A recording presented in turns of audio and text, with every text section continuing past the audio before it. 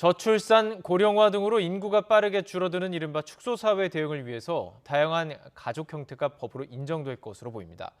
인구 지진에 대응하는 정부 대응 전략이 발표됐습니다. 보도에 김상우 기자입니다.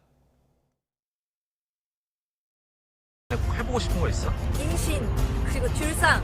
방송인 사유리 씨와 같은 비혼 출산과 비혼 동거 등 다양한 가족 형태를 법적으로 포용해서 양육과 부양, 교육 등의 지원이 추진됩니다.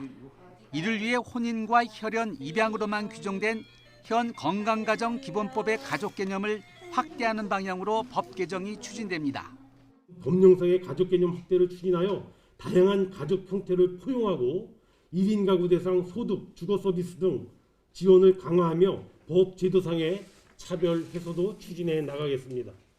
한국의 심각한 저출산과 고령화에 대해 인구절벽, 인구지진, 인구재앙 등 다양한 표현이 쏟아지는 가운데 정부는 축소사회 도래로 문제가 속출하고 있다며 총론적인 전략 일부를 발표했습니다.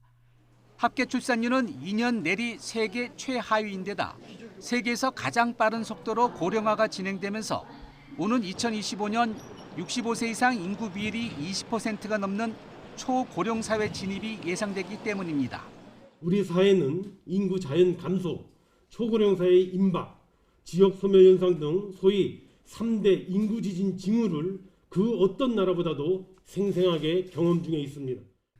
정부는 축소사회 대응을 위해 자녀 돌봄 서비스를 온종일 제공하고 또 의료기관 전담팀이 고령 환자 등을 찾아 의료 등의 서비스를 제공하는 재택의료센터와 비대면 진료의 도입과 외국인 인재에 대한 비자 발급 확대 등을 추진하기로 했습니다. 특히 청년 취업 문제와 맞물려 있는 고령층의 고용 활성화 방안 논의도 시작하는 등 오는 9월까지 4차례에 걸쳐 부문별 세부안을 발표하기로 했습니다. YTN 김상호입니다.